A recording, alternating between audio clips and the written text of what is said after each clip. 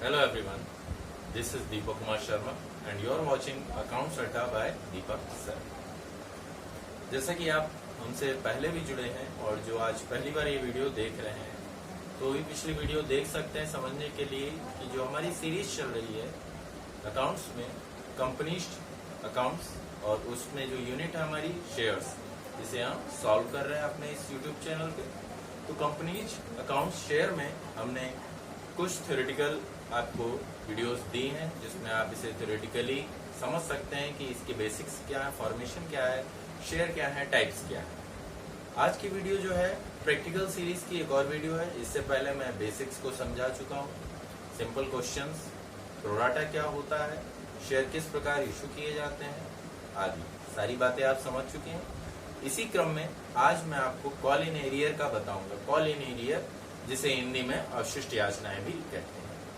Class 12 UP board और book आपकी साहित्य भवन publication SM Shukla sir writer, बहुत पॉपुलर बुक है, तो इसीलिए इसी बुक से मैंने क्वेश्चंस लिए हैं आपको समझाने के लिए। बच्चों की प्रॉब्लम भी सॉल्व हो सकती है और वो सीख भी सकते हैं। तो आइए बिना किसी देर के अपने इस टॉपिक को शुरू करते हैं। आपको समझाता हूँ क्या है कॉल इन एरियर या अवशिष्ट याचनाएं। आज की आपने हेडिंग देखी हमारी कंपनीज अकाउंट शेयर्स और इसी की सब हेडिंग है कॉल इन एरियर, अवशिष्ट याचना। एरियर का मतलब क्या होता है? शाब्दिक अर्थ अगर एरियर का हिंदी मीनिंग देखें तो होता है रुकावट। क्या है रुकावट? यहाँ पर आपको मैंने बताया शेयर्स पे कंपनी जो पैसा डिमांड करती है शेयर होल्डर से वो कुछ इंस्टॉलमेंट्स में करती है, such as application, allotment, first call, second and final call. तो इन्हीं इंस्टॉलमेंट्स में कभी कभार कुछ ऐसी स्थितियां उत्पन्न हो जाती हैं कि शेयर होल्डर की फाइनेंशियल कंडीशन सही ना होने के कारण वो इन इंस्टॉलमेंट पे पैसा नहीं दे पाता है, उसका पैसा रुक जाता है, शेयर पे कंपनी को पूरा पैसा नहीं मिलता है। तो ऐसे ही शेयर जिन पे पैसा नहीं मिला है उन्हें कॉल इन एरियर के अंडर में हम रखते हैं। कॉल इन एरियर यानी हमने कॉल की, कंपनी ने कॉल की बट उसका पैसा नहीं मिल पाया, that is why it is called call in arrear. Hope you understand. Practically समझने के लिए मैं क्वेश्चन लेता हूँ आती हुई बुक से।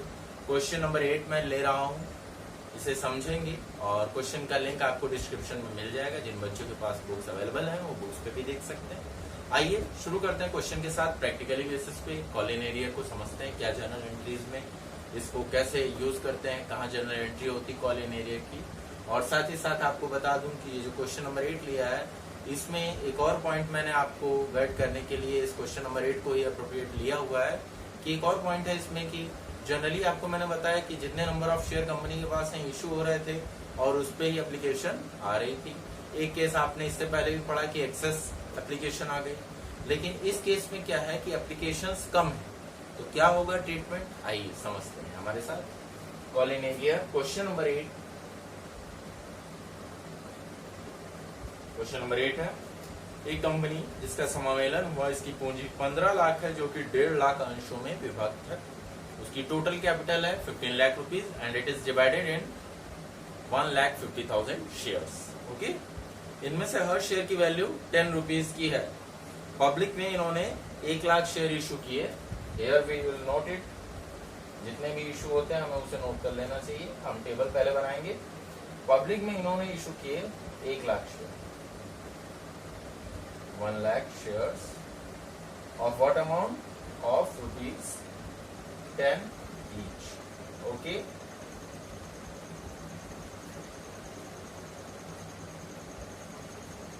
और इसमें आपको बताया गया कि प्रीमियम और डिस्काउंट जैसा कुछ है नहीं। 1 रुपया आवेदन, 2 रुपया आवंटन, 3 प्रथम याचना और 4 अंतिम याचना पे हम नोट कर लेते हैं। एप्लीकेशन आप बनाते रहिएगा हमारे साथ क्योंकि हम इसे बाद में रफ कर देंगे। जर्नल एंट्रीज बनाएंगे तो टेबल आप जरूर नोट करें, टेबल बहुत इंपॉर्टेंट है बच्चों।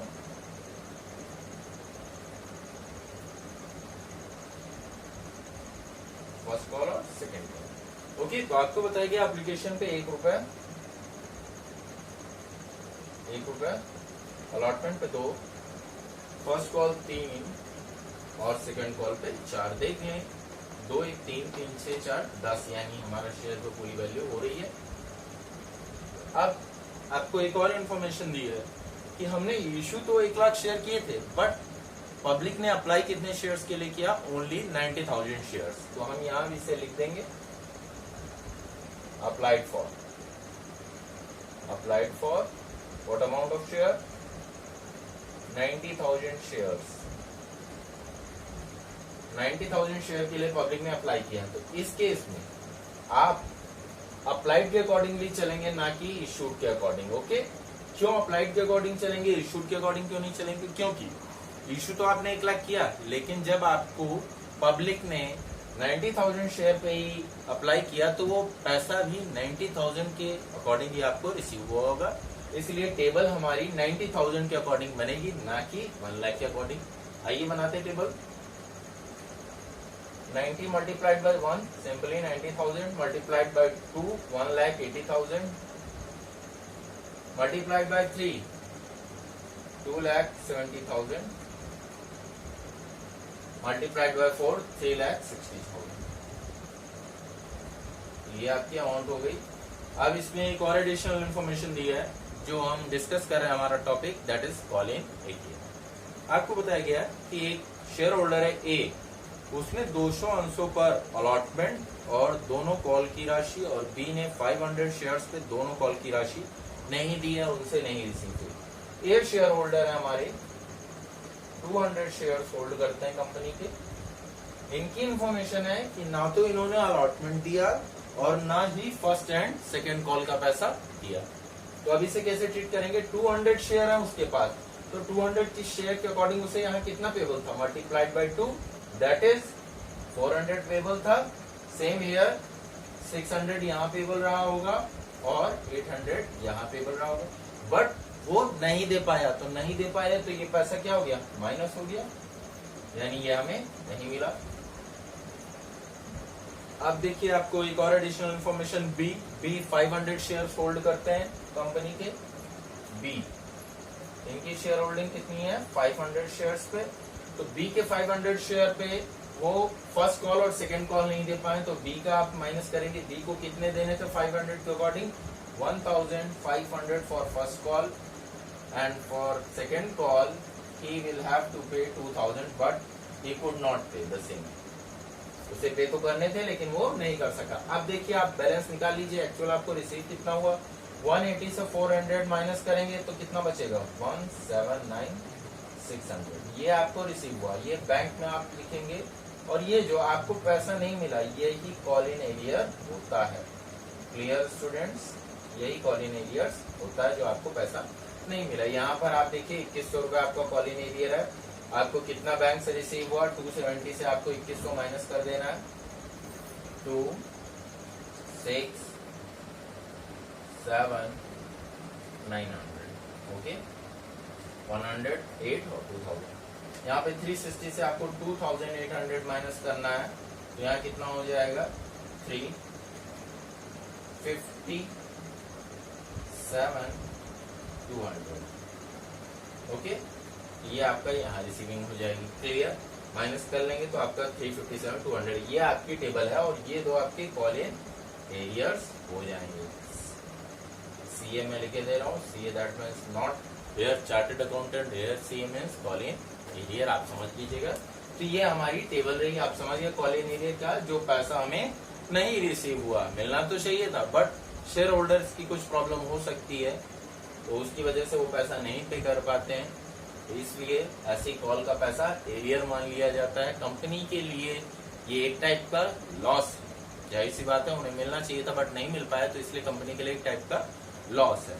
आइए अब इसकी जर्नल एंट्रीज आपको मैं समझाता हूँ। जर्नल एंट्रीज के लिए हम इसका शॉर्ट डेटा नोट कर लेते हैं। ऊपर यहाँ हमारा 90,000 का था, एज इट इज एप्लीकेशन, कोई प्रॉब्लम नहीं है। अलॉटमेंट में आपका 400 का एरिया है और 180 था। 180 माइनस 400, 179,600 की फर्स्ट कॉल। आपको ये नहीं नोट करना है क्योंकि मैं रफ करूंगा, इसलिए मैं ये इस तरह किनारे नोट कर रहा हूँ। आप अपना टेबल प्रॉपर नोट कर ले तब तक। फर्स्ट कॉल आपकी है 270 की थी, 600 एंड 1,500। 500 का area, 267 900 and second call, second आपका 360 800 2000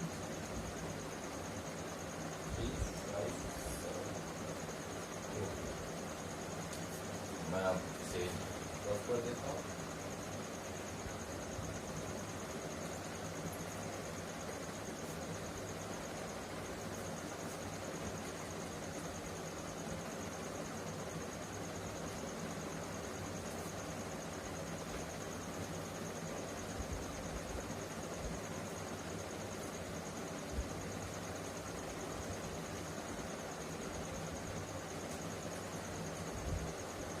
अब हम इसकी जर्नल्स स्टार्ट करेंगे। क्वेश्चन नंबर 8 की जर्नल्स।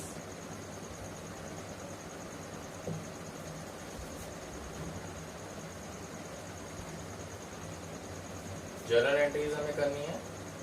बोर्ड को 2 कॉलम में डिवाइड कर दिया मैंने। जर्नल को आपको पता है 5 कॉलम होते हैं। आप as it is column wise करेंगे। मैं आपको यहाँ समझा रहा हूँ। तो पहली एंट्री आपकी एप्लीकेशन के लिए है। तो आपको पता है पहली एंट्री क्या होती है, bank account debit to share application. Note कर लेंगे। First bank account debit to share application. कितना 90,000 आपको रिसीव हुआ है, 90,000 कर देंगे। Narration being what? Application money received. Application money received। तो आप पूरा मनी लिखिएगा, मैंने शॉर्ट लिखा है। दूसरी जर्नल आपकी अलॉटमेंट की होगी। इससे पहले हम बैंक का जो आपको शेयर एप्लीकेशन का पैसा रिसीव हुआ है उसे शेयर कैपिटल में ट्रांसफर कर लेंगे। दूसरी entry share application account debit to share capital. आप एप्लीकेशन के पैसे को शेयर कैपिटल में ट्रांसफर कर देंगे। सेम अमाउंट 90,000 आपको रिसीव हुआ था, 90,000 को ही आपको ट्रांसफर कर देंगे। Narration being application money transferred to share capital account. Okay. अब दूसरी एंट्री हमारी अलॉटमेंट की होगी। यहाँ आपको कॉल इन एरियर की भी एंट्री में करके समझाऊंगा, ध्यान से समझिएगा इसे। अलॉटमेंट पे आपको मिलना था 1,80,000, आप ड्यू करेंगे 1,80,000 से। शेयर अलॉटमेंट अकाउंट डेबिट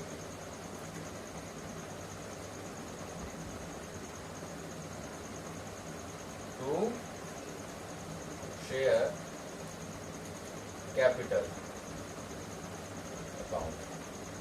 आपने पैसा मांगा 1,80,000। Narration being allotment money due, allotment money due. Okay.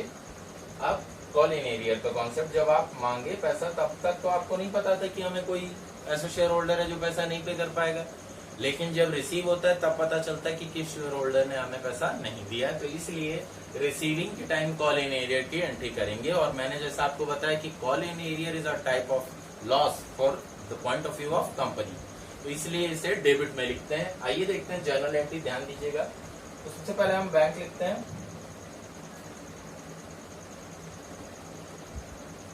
Bank में आपको कितना रिसीव हुआ, आप देखिए 400 नहीं रिसीव हुआ, तो आपको कितना टोटल रिसीव हुआ 179,600 लिख देंगे। 179,600।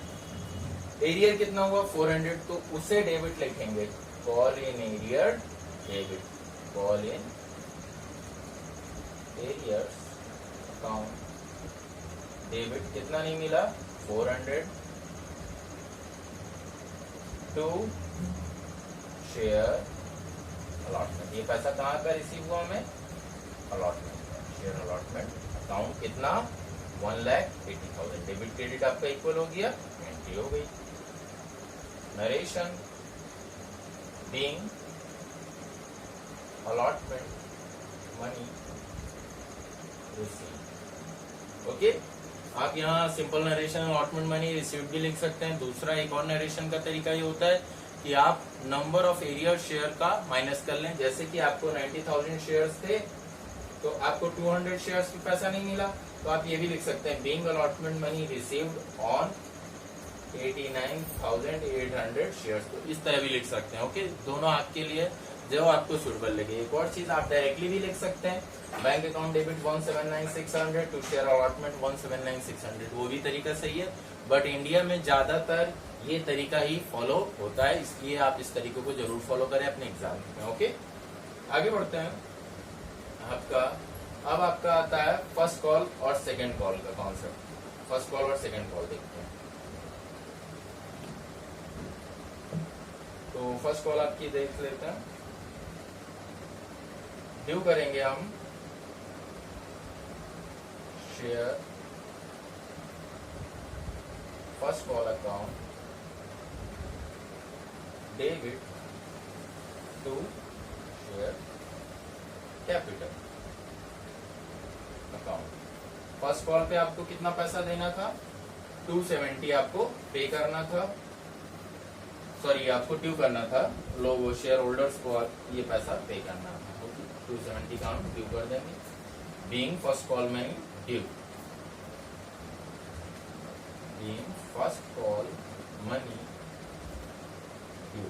ओके, ये आपने 270 ड्यू करना है। रिसीव आपको कितना हुआ, आपका जो एरियर था ये 600 और 1,500, यानी टोटल एरियर 2,100 का था, तो उसे नोट करेंगे आप एरियर की एंट्री सेम वैसे ही जैसे हमने अलॉटमेंट की थी। Bank account debit call in arrear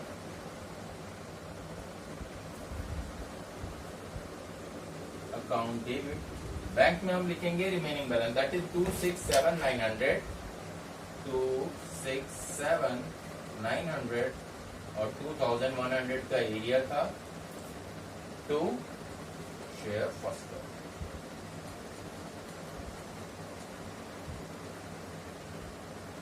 इतना टोटल 270 का हम कर देंगे। आपका डेबिट क्रेडिट फिर से बराबर हो गया। Being first call money receive. Okay, ये आपकी नरेशन हो गई। अब सेकेंड कॉल का देख लेते हैं। तो सेकेंड कॉल का भी सेम हो जाएगा। Share second call account debit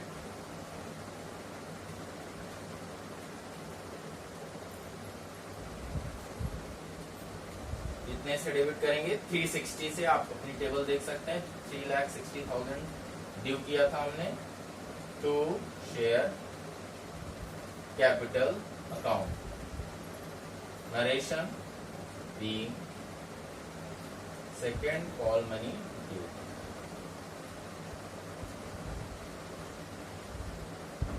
लेकिन रिसीव कितना हुआ आपको, 357,200। ओके, तो आपको यहाँ ऊपर मैं करके दिखा देता हूँ।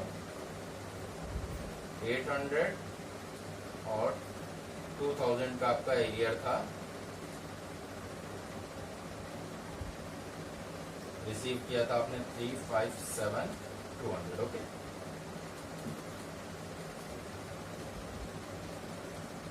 ये जो है आपकी एंट्री सेकेंड कॉल की आपकी ऊपर है। आप ऊपर देखिएगा सेकेंड कॉल के रिसीव होने का पैसा यहाँ पे 8 था आपका पॉइंट। 8 जर्नल बनेगी, क्या जर्नल बनेगी 8, बैंक अकाउंट डेबिट और call in arrear account debit. Bank account debit होगा 357,200 से। आपका एरियर था, एक एरियर था 2,000 का और एक 800 का, तो इसे डायरेक्टली 2,800 कर देंगे। रिसीव आपका किसका पैसा हुआ, टू शेयर सेकेंड कॉल। कितना रिसीव होना था आपका, 3,60,000। ये आपने रिसीव कर लेना। Being second call money receive. Okay, that's all for call in arrear. उम्मीद करता हूँ कॉल इन एरियर को आपने समझा होगा। एक बार फिर से शॉर्ट में आपको समझा देता हूँ सारी एंट्रीज। सबसे पहले एंट्री आपकी bank account debit to share application 90,000 की हो जाएगी, क्योंकि 90,000 शेयर के लिए एप्लीकेशन आई थी और ₹1 ड्यू था। आप इसी एप्लीकेशन के पैसे को शेयर कैपिटल में ट्रांसफर करते हैं, अलॉटमेंट ड्यू करते हैं, share allotment to share capital. लेकिन आपको इन्फॉर्मेशन मिलती है कि ₹400 का एक एरियर था, तो आप उसकी एंट्री करते हैं।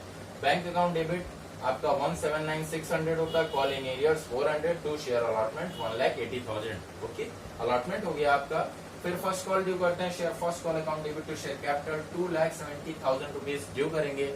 लेकिन जब हमने रिसीव किया तो हमें पता चला 2 शेयर्स का एरियर था, एक 200 शेयर का था, एक 500 शेयर का था। तो बैंक अकाउंट डेबिट 267,900 और call in arrear debit 2,100। Share first call 270 का हो गया। Same for second call due किया, second call account debit to share capital 3,60,000 receive किया हमने। बैंक अकाउंट डेबिट 357,200 आपका एरियर था सेम। 500 शेयर पे आपको ₹4 नहीं मिले थे और 200 शेयर पे भी ₹4 नहीं मिले थे, तो टोटल 2,800 का एरियर हुआ। Call in arrears account debit 2,800। Share second call money receive आपकी 3,60,000 आप लिख देंगे। अगर आपको ये टॉपिक समझ में आया, अच्छा लगा, तो जरूर लाइक करें, शेयर करें, सब्सक्राइब करें। अपने दोस्तों को भी हमारे चैनल की लिंक फॉरवर्ड करें ताकि वो भी हमसे कनेक्ट होके कुछ सीख सकें। थैंक यू, मिलते हैं अगले वीडियो में।